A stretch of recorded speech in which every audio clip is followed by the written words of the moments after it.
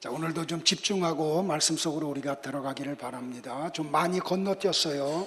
왜냐하면 8월 달까지만 갈라디아서를 강해야 되기 때문에 할 건 너무나 많고 시간은 부족하고 해서 좀 많이 건너뛰겠습니다. 그래서 오늘은 갈라디아서 4장 21절부터 31절까지의 내용을 통해서 두 언약이라는 제목으로 말씀을 같이 상고하려고 합니다. 자, 그래서 오늘은 창세기부터 베드로서까지 이렇게 좀 넘나들면서 성경이 구원을 어떻게 설명하고 있는지 같이 한번 공부하는 시간을 갖겠습니다. 자, 성경의 첫 번째 책이 뭐죠? 제가 몰라서 여러분에게 질문하는 거 아닌 거 알죠? 그죠? 자, 성경의 첫 번째 책이 뭐죠? 창세기예요. 창세기는 50장으로 되어 있습니다. 근데 창세기는 크게 둘로 나눠요. 1장부터 11장까지. 그 1장부터 11장까지에서는 원역사 또는 태고 역사가 기록되어 있어요. 그리고 12장부터 50장까지는 구원 역사를 이야기하고 있어요. 그러니까 하나님은 태고 역사에 등장하는 아담과 셋, 에녹과 노아를 통해서 구원이 어떻게 이루어지는지 아주 초보적인 단계에서 구원을 설명하고 있어요. 그리고 12장부터 50장까지에서는 아브라함과 이삭과 야곱과 요셉을 통해서 구원의 믿음의 정체와 그 구원이 어떻게 이루어지는지를 자세하게 설명을 해 나가고 있어요. 특별히 구원 역사의 첫 번째로 등장하는 아브라함의 인생 여정이 장장 14장에 걸쳐서 기록이 되어 있어요. 다시 말하면 성경 전체를 보면은 아브라함의 이름이 400여 번 등장하는데 신약에만 74번이나 아브라함의 이름이 언급이 돼요. 그리고 예수님도 말씀을 하시는 가운데 아브라함의 이름을 자꾸 언급을 해요. 그리고 바울도 믿음과 구원에 대한 이야기를 할 때마다 그의 서신서에서 아브라함의 사건을 자꾸 언급을 해요. 심지어 야고보 사도는 야고보에서 믿음을 이야기할 때 아브라함과 라합의 이야기를 언급할 정도로 구원에 대한 이야기가 나오면 성경은 어김없이 아브라함의 이야기를 언급을 하고 있어요. 이렇게 아브라함은 성경 역사, 구원 역사에서 굉장히 중요한 위치를 차지하고 있는 사람이에요. 아브라함의 삶 안에는 성도의 믿음과 구원이 자세하게 들어 있어요. 즉 성도들을 향한 예수 그리스도와 십자가의 은혜가 선명하게 드러나고 있는 곳이 어디냐면 아브라함의 사건이에요. 아브라함의 삶이에요. 신약 성경은 예수 그리스도로 말미암아 이루어지는 구원의 완성을 주제하고 있어요. 그러니까 성경은 다시 말하면 구원이 무엇인가? 구원은 어떻게 이루어지는가? 구원을 받고 나면 그 사람의 삶은 어떻게 사라지는가? 이걸 이야기하고 있어요. 그렇다면 신약은 사실 마태복음에서 시작되었다기보다는 아브라함의 사건을 언급하고 있는 창세기 12장에서 이미 시작되었다고 해도 과언이 아니에요. 물론 창세기의 구원 역사에 등장하는 아브라함과 이삭과 야곱과 요셉은 구약 시대의 사람이죠. 그러나 전체 구속 역사 안에서 보면 구원의 역사는 아브라함의 사건 속에서 이미 시작되었다고 해도 과언이 아니에요. 그래서 신약의 첫 번째 성경인 마태복음 1장 1절을 보면 이렇게 시작을 해요. 다 같이 볼까요? 시작.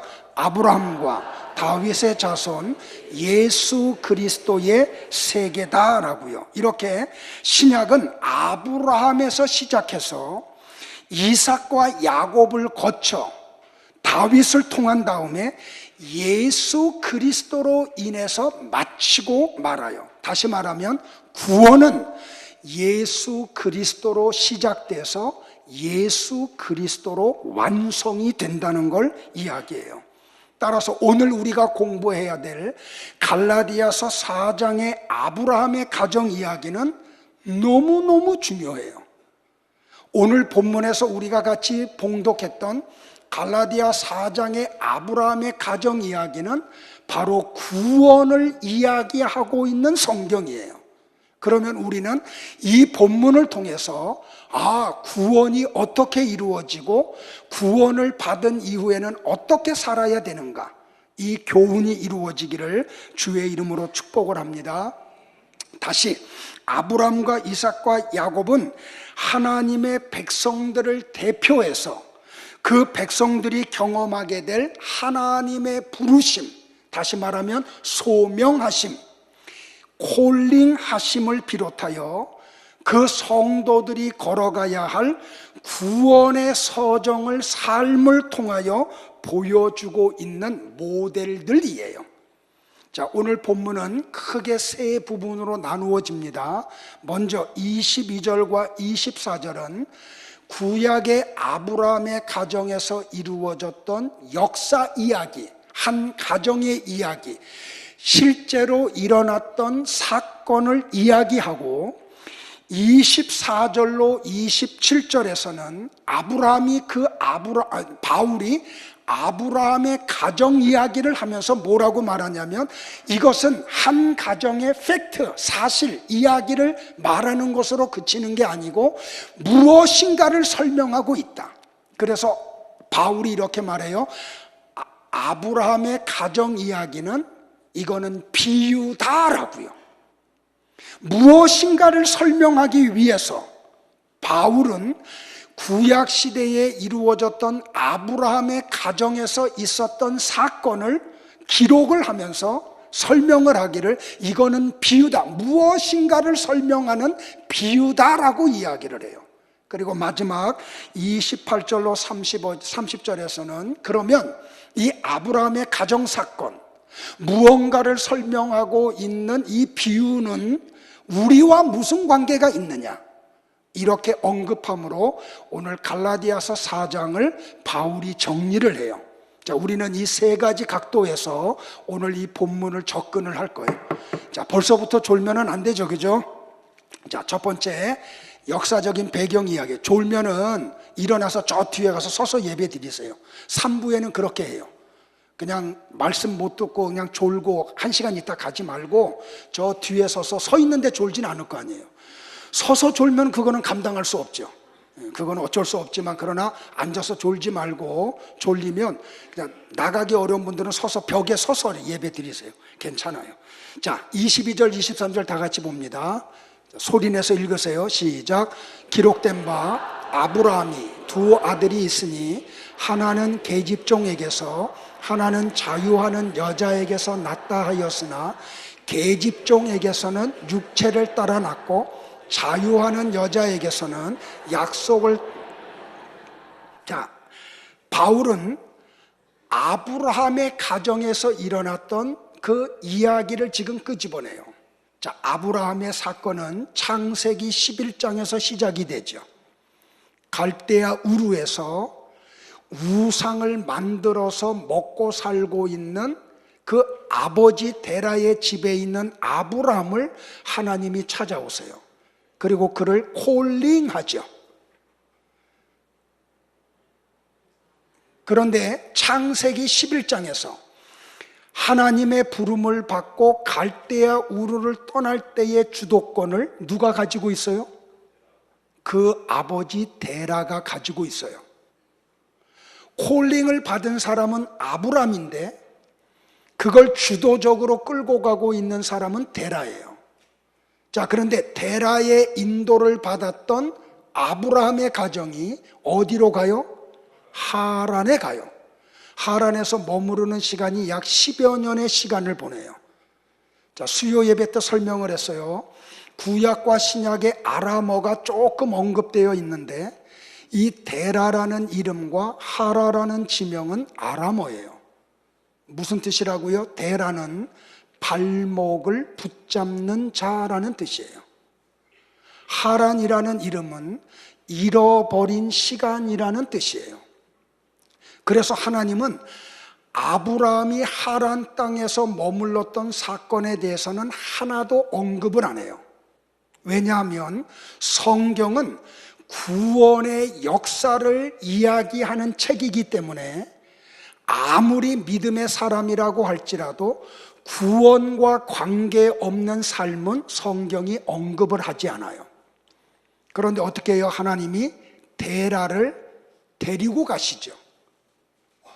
그걸 통해서 아브라함의 발목을 붙잡고 있던 그 발목에 붙잡고 있던 족쇄가 풀어져요.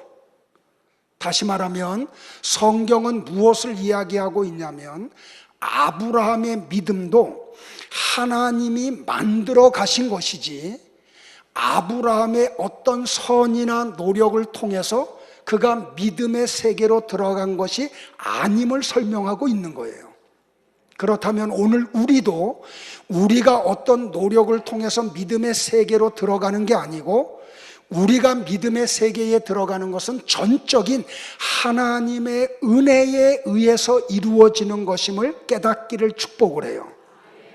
자, 그래서 아브라함이 비로소 그가 하란 땅을 떠나서 가나안을 향하여 가죠.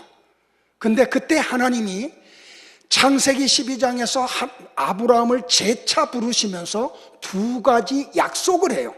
하나는 내가 네게 복을 주겠다고 하는 것이고 또 다른 하나는 네게 많은 자녀를 주겠다는 약속을 해요. 자, 이 약속을 하나님으로부터 받을 때에 아브라함의 나이가 75세였어요. 이 약속을 하시면서 하나님이 아브라함에게 요구하는 것은 딱 하나예요. 네가 뭘 해라, 그거 아니에요. 네가 해야 될 것은 나를 믿으라는 거예요. 내가 너에게 언약한 약속을 믿으라고 하는 거예요. 그렇다면 하나님이 나와 여러분을 불러서 구원하시고 하나님의 자녀를 삼으신 다음에 우리에게 요구하는 게 다른 게 아니에요. 하나님을 믿으라는 거예요. 하나님의 약속의 말씀인 성경을 믿으라고 하는 거예요. 자, 아브라함은 하나님의 약속의 말씀을 믿고 따라서 약속의 땅에 도착을 해요. 그때 창세기 15장 5절을 통해서 하나님이 다시 한번 아브라함에게 약속을 확인시켜줘요. 자, 같이 봐요. 시작. 그를 이끌고 밖으로 나가 가라사대 하늘을 우러러 무뼈를 셀 수 있나 보라. 또 그에게 이르시되 네 자손이 이와 같으리라. 지금 우리나라에서는 이 말씀이 이해가 안 돼요. 제가 어린 시절에는 이 말씀이 이해가 됐어요. 그 농어촌에 성경학교를 도와주러 갔다가 밤에 밤하늘에 비치는 은하수를 봤어요. 제 어린 시절에는 우리나라에서도 은하수를 수도 없이 봤어요. 근데 지금은 안 보이죠. 오염이 돼가지고. 그 여러분들 어린 시절에 은하수를 봤던 기억들 나세요? 저 우주계에 하나님이 창조한 행성들이 얼마나 많아요? 셀 수 없을 정도로 많죠. 하나님이 아브라함에게 그 하늘의 은하수를 보여주시면서 이런 약속을 해요. 내가 너에게 이렇게 많은 자손을 줄게. 근데 아브라함이 75세인데 아들이 있었어요? 없었어요? 아들 없었어요. 그러면서 하나님이 아브라함에게 요구하는 게 뭐냐면 너 나 믿어. 내가 약속한 거 반드시 성취할 거니까 네가 해야 될 일은 믿기만 하면 되는 거야. 하나님이 요구한 건 그거 하나예요. 그런데 약속의 땅에 도착을 했는데 흉년이 들죠. 아브라함이 어떻게 해요? 하나님을 믿지 못하고 인간의 방법을 동원해서 살 길을 찾아서 애굽으로 내려가죠. 믿음을 따라 하지 않는 모든 인간의 행위는 우리에게 아픔을 가지고 와요. 애굽에서 곤욕을 치르죠. 아내를 바로에게 빼앗길 뻔하고 자기의 목숨도 잃어버릴 뻔했죠. 그런데 하나님이 그런 아브라함을 보호해 주시죠.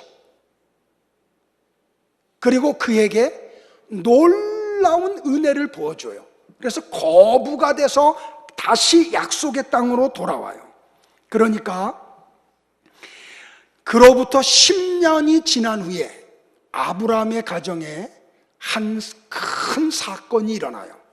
그 사건은 아브라함과 사라가 나이가 자꾸 먹어가면서 하나님의 약속에 대한 믿음이 흔들리기 시작을 해요. 그죠? 자, 나이가 자꾸 먹어가요. 사라가 가만히 살펴보니까 내 몸은 이제 끝났어. 그런데 남편은 아직 정자를 가지고 있어요.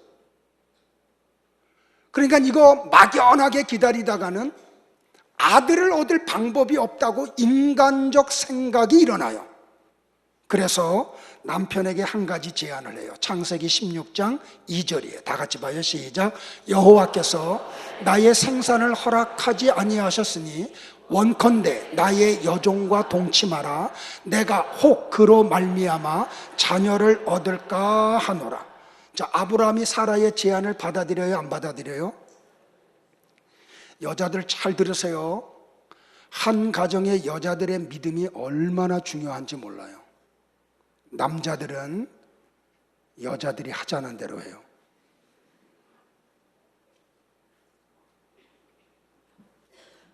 우리 아내들이 믿음 속으로 들어와야 돼요.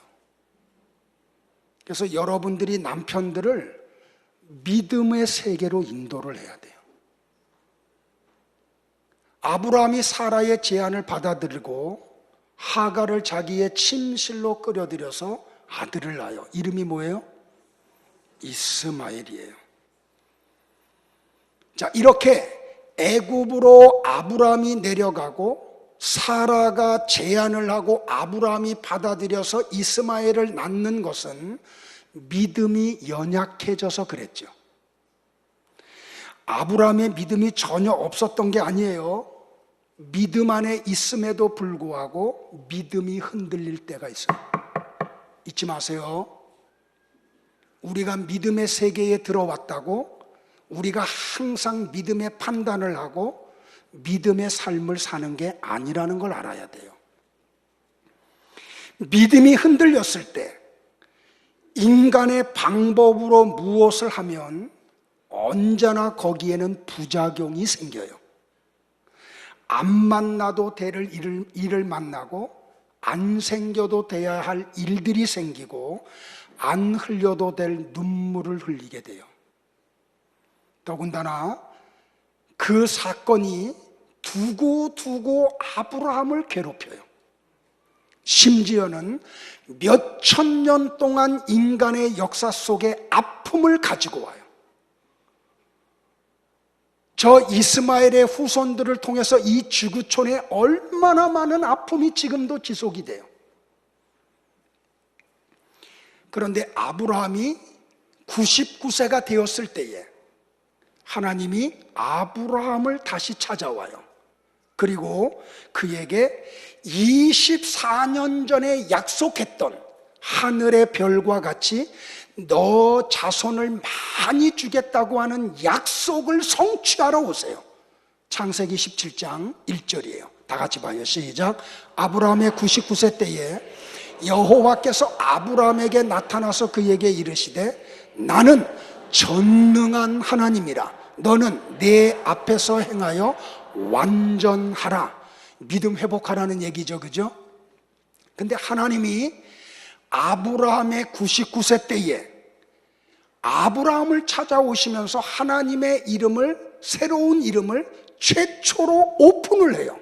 뭐라고요? 나는 전능한 하나님이다. 아브라함아, 나는 엘샤다이의 하나님이야.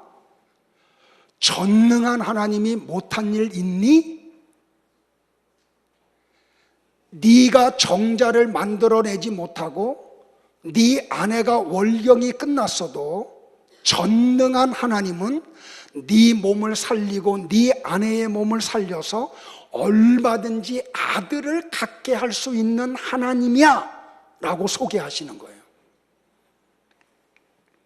자, 그러면서 창세기 17장 2절, 아직 아들 얻지 않았어요. 나는 전능한 하나님이다. 너 믿음 회복해. 네 인간의 방법을 빨리 중단해.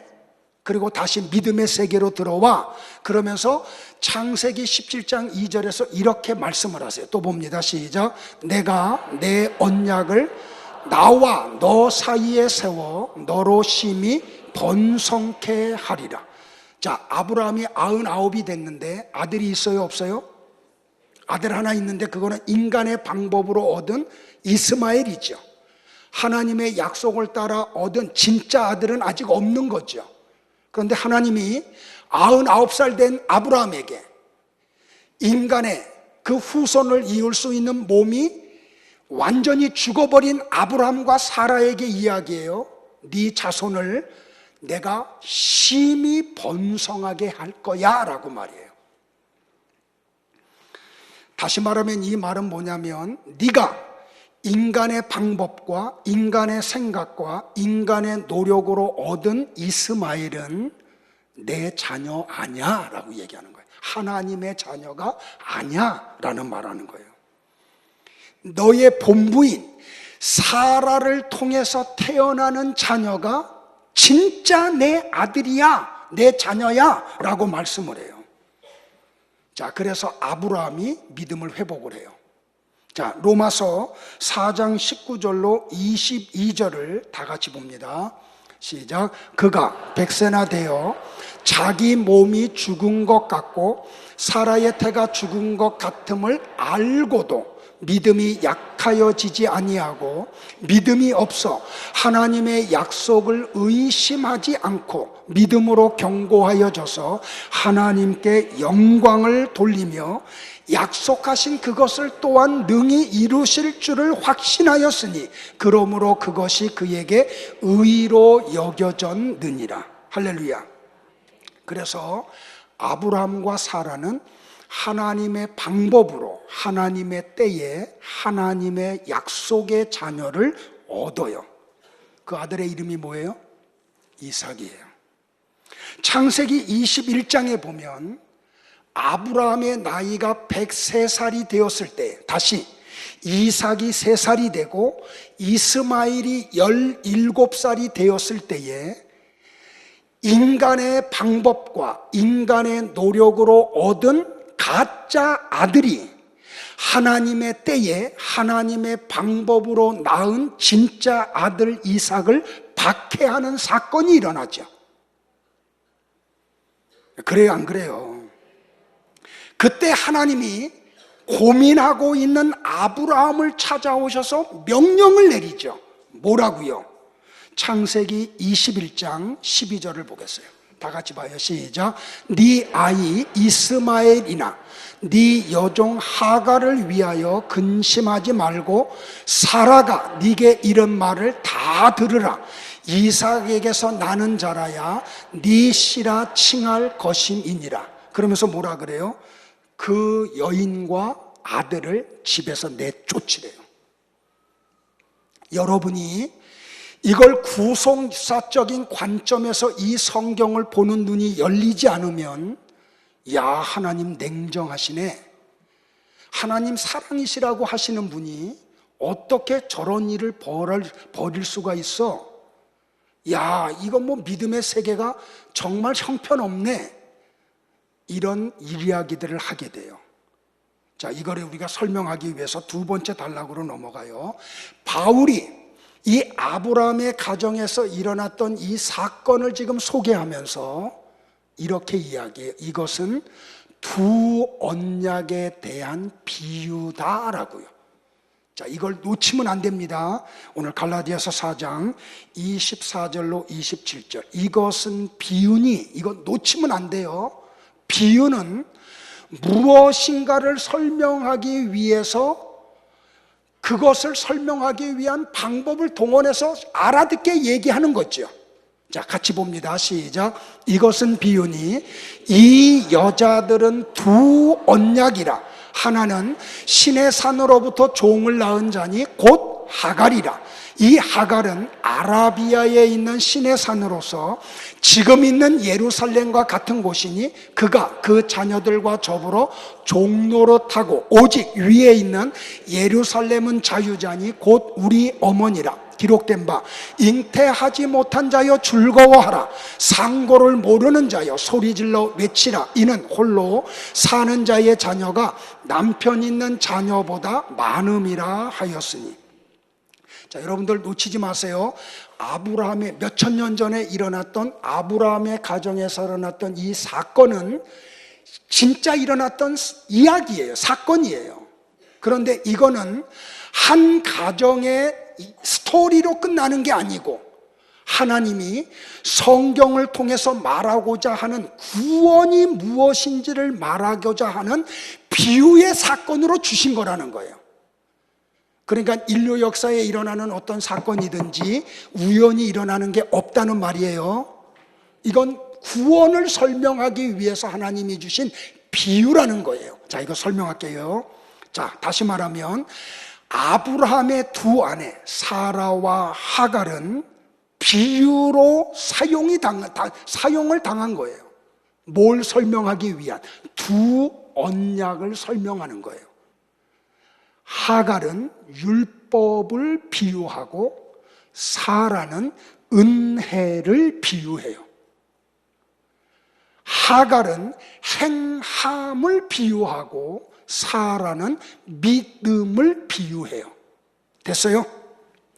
자, 사라의 아들, 그의 아들 이삭은 하나님의 은혜로 태어났죠. 자, 인간이 노력한다고 이삭이 태어나요? 아브라함과 사라가 인간의 방법을 동원하고 인간의 어떤 그 힘을 동원한다고 그 부부에서 아들이 태어나요? 태어나지 못해요. 그런 두 사람 위에 하나님의 은혜가 임하니까 그들의 부부의 몸이 살아나서 아들이 태어나요.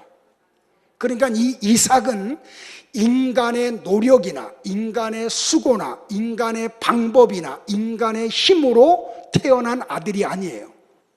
하나님의 은혜로 말미암아 태어난 아들이에요.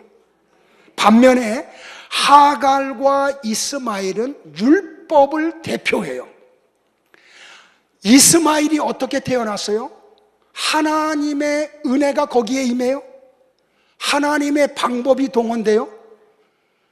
처음부터 끝까지 인간의 생각과 인간의 방법과 인간의 노력을 통해서 얻어지는 아들이죠. 아, 그래요? 안 그래요? 자, 은혜 언약은 하나님으로부터 온 약속이에요. 하나님이 그 은혜 속에서 이삭을 주신 거예요. 반면에 이스마엘은 아브라함과 사라와 하갈이 공모하고 노력해서 얻은 땅으로부터 얻은 아들이에요. 자, 이거는 비유라 그랬어요. 율법은 우리를 속박을 해요. 그러나 은혜의 언약은 우리를 자유하게 해요. 율법 언약은 육신에 속해 있어요. 그러나 은혜의 언약은 영에 속해 있어요. 자, 바울은 갈라디아서 4장 26절에서 이 비유를 조금 더 깊이 있게 우리를 설명의 세계로 끌고 가요. 다 같이 봅니다. 시작.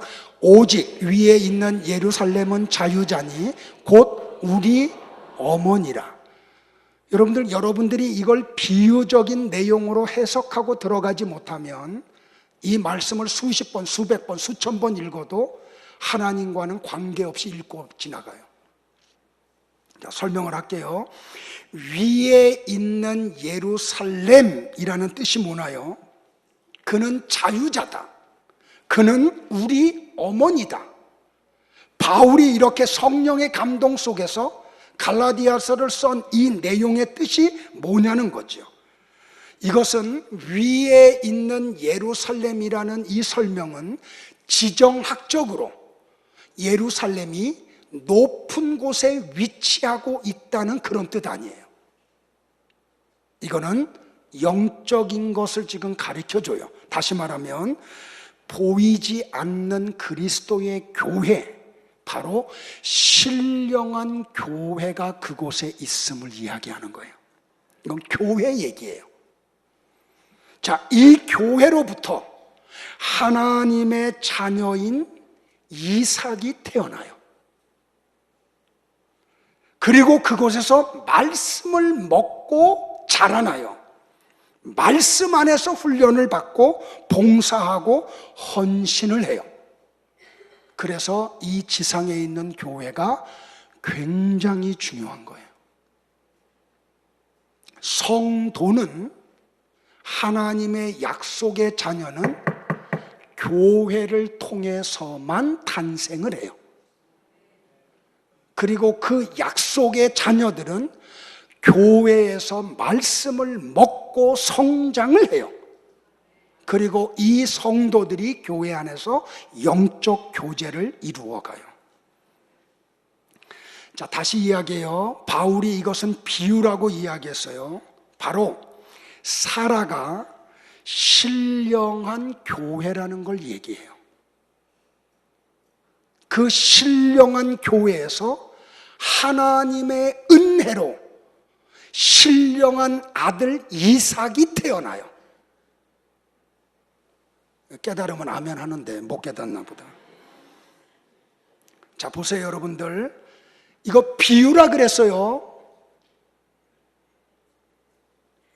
알아듣는 거죠? 네. 그러니까 이거는 한 가정의 이야기가 아닌 거예요. 구원이 어떻게 이루어지는지를 설명하는 비유로 아브라함의 가정 이야기를 성경에 기록했다는 거예요. 그러니까 사라는 어머니예요.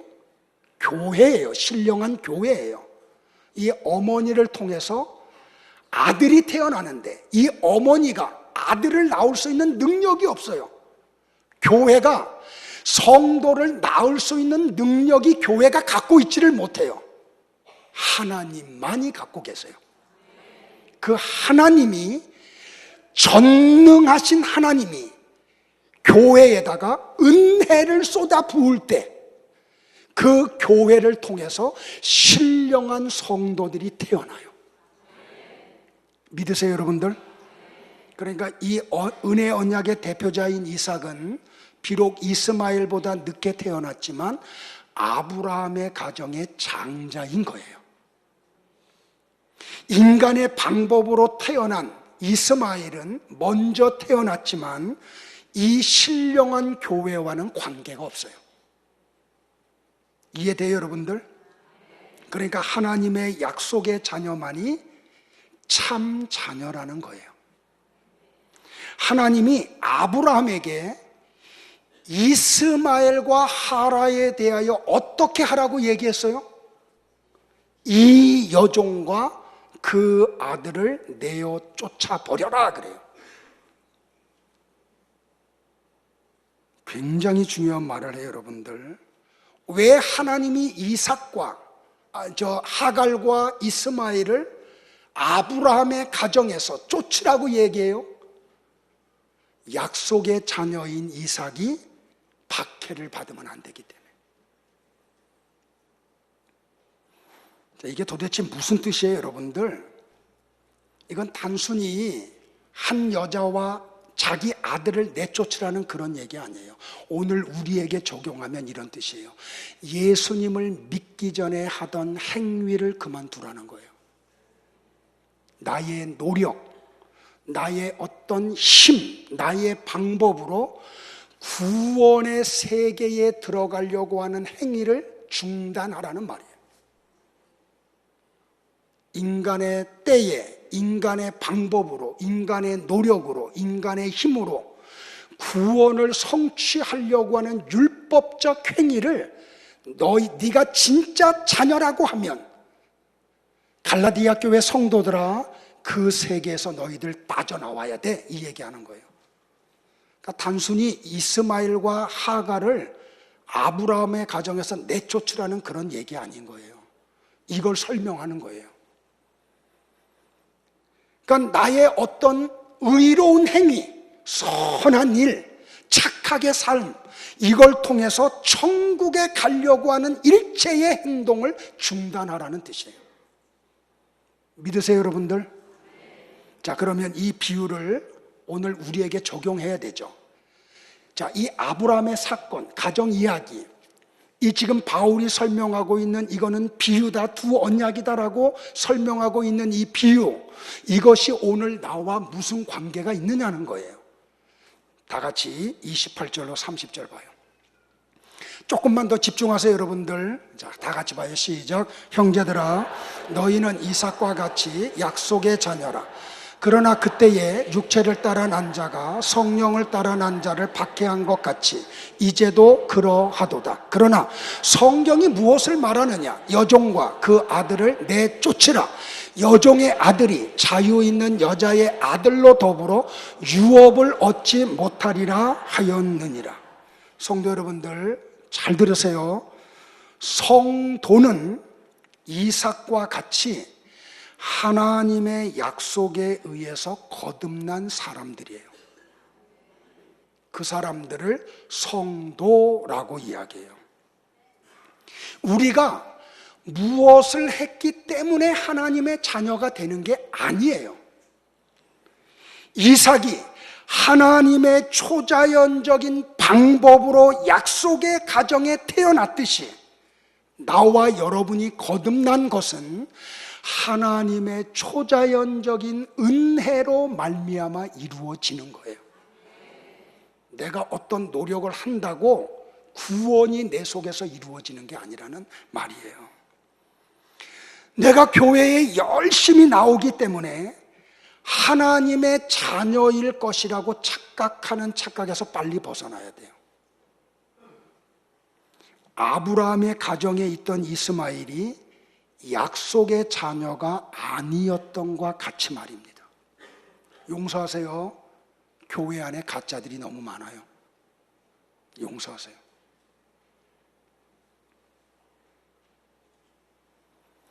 성도는 하나님의 약속을 따라 하나님의 능력에 의하여 태어난 사람들이에요.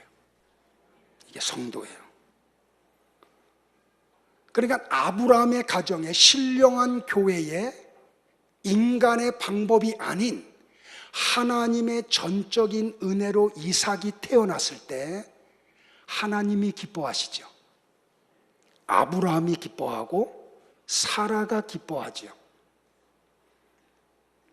얼마나 기뻤던지 하나님이 이름을 지어줘요. 야, 아들을 내가 줄 건데 그 아들의 이름을 이삭이라고 해라. 이삭이 무슨 뜻이에요?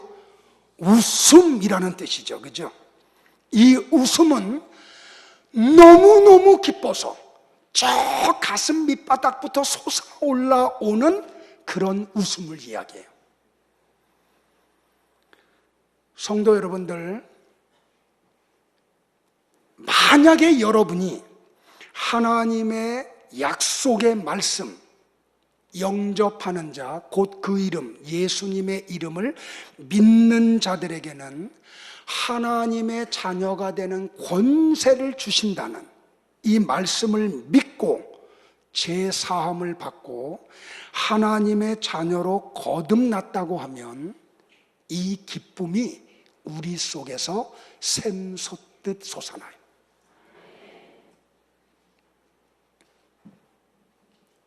어마어마한 기쁨이, 세상의 것이 좀 더 주어졌기 때문에 잠시 일어나는 그런 기쁨이 아니고, 세상의 것이 내게서 다 없어졌는데 그런데도 불구하고 성도들 속에는 이 기쁨의 감격이 주체가 안 돼요. 사도 바울은 이 은혜 속에 들어간 사람이죠.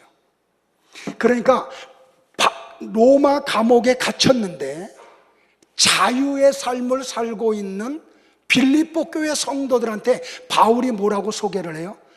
나는 지금 너무너무 해피합니다. 감옥에 있는 죄수 바울이 자유하고 있는 사람들에게 이야기해요. 내가 너무너무 행복합니다. 이 기쁨을 여러분들에게 좀 소개하고 싶은데 여러분도 이 기쁨 속에 들어오기를 원합니다. 바로 이거 얘기하는 거예요. 바울은 갈라디아서 4장 마지막 31절에서 결론적으로 이렇게 이야기해요. 다 같이 볼까요? 시작. 그런즉 형제들아 우리는 여종의 자녀가 아니요 자유 있는 여자의 자녀를. 지금 복음에서 율법으로 미혹당하고 있는 갈라디아 교회 성도들에게 얘기하는 거예요. 여러분은 여종의 자녀가 아닙니다. 어떤 행함을 통해 가지고 구원을 성취할 수 있는 사람들이 아닙니다. 하나님의 전적인 은혜가 임할 때만이 여러분이 구원의 감격을 누리고 살아갈 수 있는 자유의 여자입니다 라고 설명을 하는 거예요. 성도 여러분들, 나는 여러분들을 다 성도라고 호칭할 수가 없어요. 용서하세요. 만약에 여러분들이 성도라고 하면 이 기쁨이 샘솟듯 솟아나야 되는 거예요. 오늘날 가장 믿을 수 없는 말이 무슨 말이에요? 그리스도인이라는 말이에요. 제일 믿을 수 없는 말이. 우리는 막연하게 교회에 등록을 하고 출석을 하고 예배 생활을 하면 내가 그리스도인이라고 생각을 해요. 그런데 성경 어디를 봐도 그런 사람을 그리스도인이라고 말한 적이 한 군데도 없어요. 성령님을 통해 예수님이 하나님의 아들 그리스도이심을 믿고 예수님의 이름을 힘입어 거듭난 사람을 그리스도인이라고 말을 해요. 이 그리스도인들은 어떻게 살아요? 세상의 것에 연연하지 않고 천국에 대한 믿음과 소망을 가지고 이 땅을 살아가요. 전에도 이야기했듯이 천국을 믿고 천국의 소망을 가지고 살아가는 성도들을 세상 사람들은 바보라 그래요. 그리고 자기네들이 마음대로 할 수 있는 대상이라고 생각을 해요.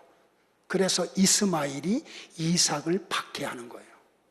그런데 그 박해를 받는데, 바보 소리를 듣는데 천국에 대한 믿음과 소망으로 걸어가기 때문에 바보 소리를 듣는데 아무렇지도 않아요. 박해를 받는데 아무렇지도 않아요. 천국에 대한 믿음과 소망이 나를 끌고 가기 때문에. 그러므로 만약에 여러분이 그리스도인이 되은 걸 확신한다고 하면 하나님의 은혜로 되어진 거지 내가 잘나서 되어진 거 아니에요. 내가 인격이 훌륭해서 되어진 게 아니에요. 내가 어떤 선한 일을 했기 때문에 된 게 아니에요. 하나님의 강권적인 은혜로 되어진 거예요. 믿으세요? 오늘 바울이 본문에서 이거 얘기하고 있는 거예요. 말씀 정리하겠습니다. 모든 인간들은 각자가 추구하는 행복이 있어요. 그리고 그 행복의 정상에 오르는 것을 목적하고 살아가요. 그런데 불신자들은 그 행복을 자기들의 힘과 이 세상의 것들을 의지해서 얻으려고 노력을 해요. 반면에 성도들은 행복은 오직 예수 그리스도 안에 있음을 믿어요. 그래서 예수 그리스도 안에 거하는 걸 사모해요. 예수 그리스도 안에 들어가는 것을 얻으려고 하는데 세상의 것들을 자꾸 잃어버려요. 그런데 그 잃어버리는 것 때문에 가슴 아파하지 않고 오히려 기뻐해요. 이런 사람을 성경은 성도라고 이야기를 해요. 성도는 하나님을 사랑하고 이웃을 사랑하느냐고 자신을 희생하는 삶을 살면서 하나님 나라의 맛을 보며 살아가요. 그러나 세상 사람들은 다른 사람들을 짓밟고 올라가 자기의 욕심을 채우려 하기 때문에 무엇을 이루어도 행복하지가 않아요. 높은 자리에 올라갔는데 많은 걸 소유했는데 절대로 행복을 누리지 못해요. 사라와 하갈, 이삭과 이스마엘의 이야기는 인간의 힘을 의지하여 행복에 이르려 하는 자들과 오직 하나님의 은혜로만 행복의 근원을 삼게 되는 성도의 이야기를 하고 있는 거예요. 성도는 오직 하나님의 은혜로만 살아가요. 이걸 철저하게 고백하는 사람이 성도예요. 그렇게 살아가는 사람을 성도라고 이야기해요. 성도는 자기의 어떤 노력이나 스스로의 힘으로 열심으로 살 수 없음을 철저하게 고백하는 사람들이에요. 성경은 그 성경의 수신자인 성도에게 무장해제를 요구하는 책이에요. 인간의 어떤 행복을 얻기 위해서 하고 있는 모든 시도, 열심, 업적, 힘 이런 것들을 다 내려놓게 만드는 게 성도예요. 성경이 하는 역할이에요. 그러니까 여러분들이 진짜 성도고 성경 속에 들어가서 성경을 제대로 이해하면 이 세상에 내가 추구하던 모든 것들을 다 내려놓게 돼요.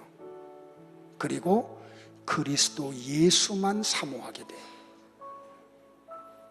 사도 바울이 다메섹 도상에서 예수님을 만나고 난 다음에 그가 빌립보서에서 이런 고백을 해요. 나는 세상적으로 자랑할 게 너무나 많은 사람입니다. 그런데 내가 성도가 되고 난 다음에 그 모든 것들을 배설물로 여겨서 내게서 다 내보냈습니다. 이유는 예수 그리스도를 아는 지식이 가장 고상하기 때문입니다. 이렇게 바울과 같이 고백하고 그 길을 걸어가는 사람을 성도라고 이야기를 해요.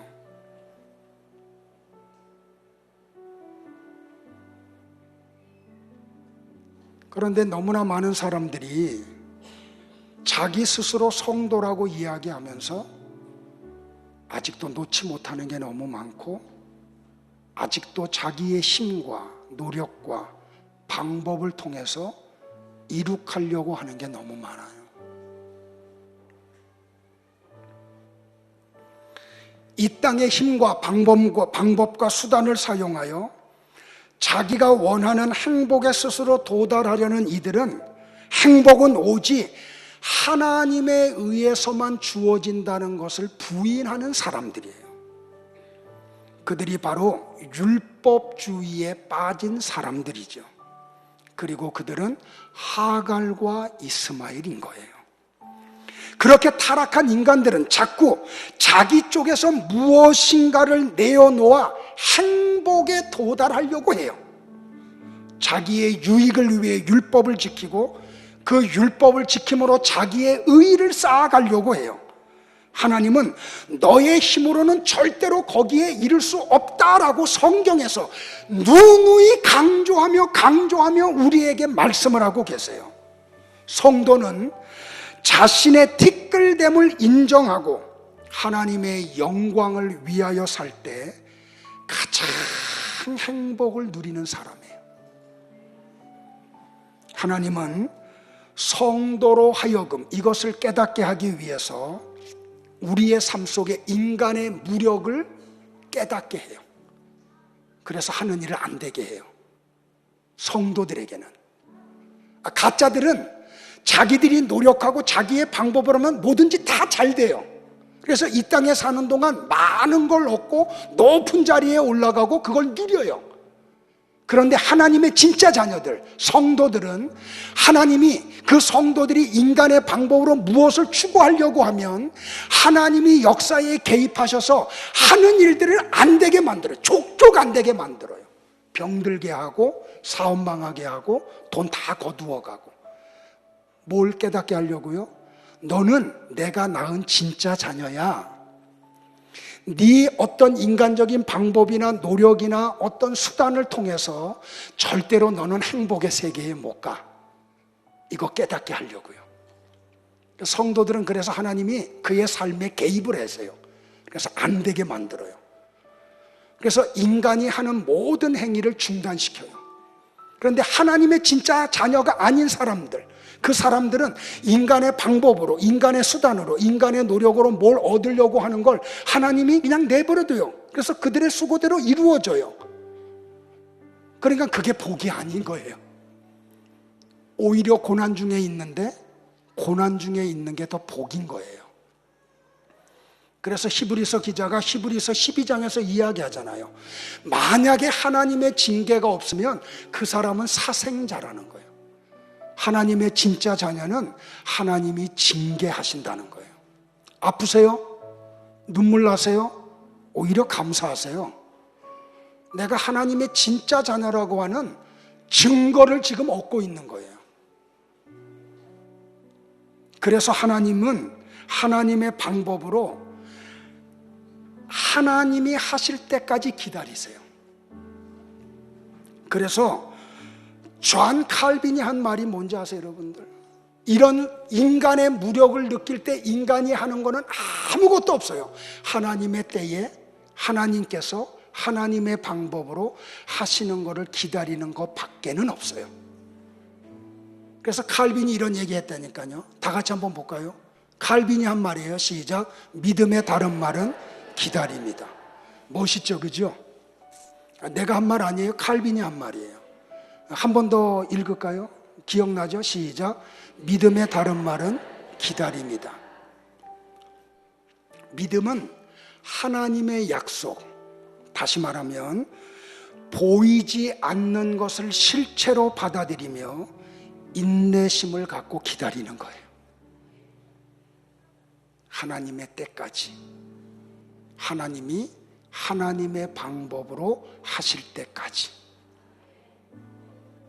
여러분이 하려고 하는 거 중단하세요. 내려놓으세요. 하면 할수록 수렁에 빠져요. 우리를 미워서 그렇게 하시는 거 아니에요. 사랑하시기 때문에 그러는 거예요. 그럼 성도들은 해야 될 일이 뭔가? 기다리는 거예요.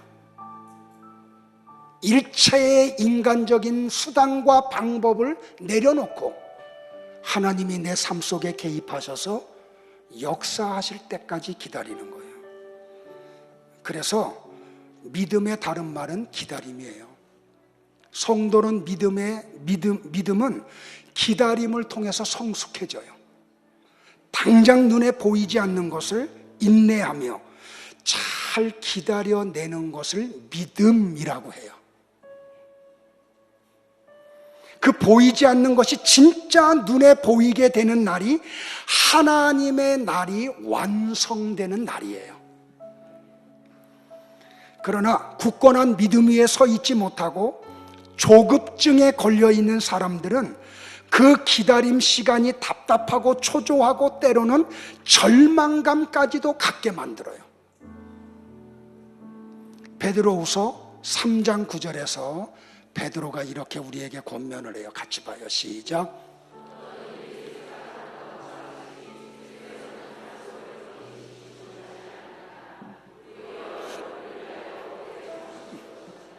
그분은 아무도 멸망하지 않고 모두 회개하는 데에 이르기를 바라십니다. 하나님의 약속의 특징이 뭔지 아세요, 여러분들? 더딤이에요. 더딤. 하나님의 약속의 특징은 더딤이에요. 더딤. 왜 그런지 알아요? 이 더딤 속에서 진짜와 가짜가 구별이 되기 때문에 그래요. 세상 사람들은 하나님이 성경을 통해서 하신 말씀이 더디다고 어디까지 가는지 알아요? 하나님을 부정하는 단계까지 가요. 하나님 안 계시다는 거죠. 그런데 세상의 조급증에 성도들까지 부안해동되는 일들이 많아요. 너무너무 조급해요. 그러나 베드로의 고백처럼 하나님의 더딤은 성도를 향한 하나님의 참으심과 기다리심에서 시작이 된다는 거예요. 역사는 기다림이라고 해도 과언이 아니에요. 그러한 하나님의 기다림은 성도의 기다림을 수반을 해요. 노아를 보세요, 여러분들. 하나님 앞에 심판에 대한 약속을 받잖아요. 몇 년 동안요? 120년 동안요. 아라랏산에다가 해발 3,000m가 넘는 곳에다가 방주를 지어요. 그런 노아를 보고 세상 사람들이 뭐라 그랬어요? 저 바보 그랬다니까요. 미련한 놈 그랬다고요.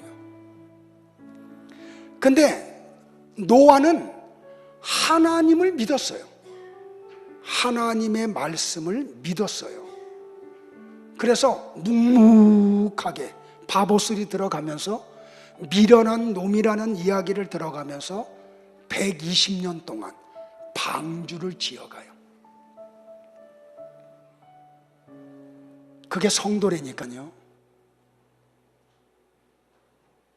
지난 주간에 유튜브를 통해서 어떤 목사님의 설교를 제가 좀 들었어요. 근데 그분이 설교 중에 이런 말씀을 하시더라고요. 여러분들, 이 시대가 노아의 시대와 너무 같지 않습니까? 지금 이 지구가 뭔가 지금 정상이 아니지 않느냐고. 그래서 그분이 이런 이야기를 해요. 아프리카에 눈이 내렸대요. 아프리카에는 눈이 내리면 안 되는 곳이잖아요. 저 LA 지역에 막 홍수가 난다니까요. 어저께는 우리나라 어느 곳에 38.5도까지 올라갔대, 온도가. 처처에 기근이 있고 지진이 있잖아요. 그러니까 뭔가 이 지구가 지금 정상이 아니라는 거죠. 우리나라만 해도 겨울에 사만사온 끝난 지 오래됐잖아요. 어린 시절부터 보면 우리나라는 정확하게 사만사온이 지나왔어요. 그래서 겨울이 아무리 추워도 3일만 잘 버티면 또 나흘은 하나님이 포근하게 하셨다고요. 근데 요새는 그러지 않잖아요. 그러면 이게 뭐냐? 이게 메시지지 않느냐는 거죠. 근데 세상 사람들이 그걸 보고 있대요. 알고 있대요. 이 지구가 병들었다는 걸. 성도라는 사람들도. 그런데 깨닫지를 못한다는 거예요. 그걸 보고 믿음의 세계로 들어오고 말씀의 세계로 들어와서 천국을 소망하고 천국을 믿는 믿음으로 믿음 생활을 해야 되는데 그러지 않는다는 거예요. 어쩌면 그렇게 노아의 시대와 똑같냐는 거죠. 그리고 하나님 없는 것 같이 살잖아요. 하나님 계시면 어떻게 이런 일들이 벌어지느냐고. 오늘 성도 여러분들 깊이 있게 생각하세요. 진짜 성도는 하나님의 약속의 말씀을 믿어요. 그리고 기다려요. 그리고 하나님의 약속이 반드시 성취되는 걸 누려요. 그게 천국이에요. 우리는 이 지상에 어떤 것을 소유하려고 사는 사람들이 아니고 천국을 소망하며 사는 사람들이에요. 하나님 믿으세요. 성경 말씀 믿으세요. 그리고 누가 뭐라 그래도 그 믿음을 가지고 묵묵히 노아와 같이 믿음의 사람들과 같이 그 길 걸어가세요. 마지막 날이 되면 진짜와 가짜 정확하게 드러나요. 그때 다 웃으세요. 기도하겠습니다.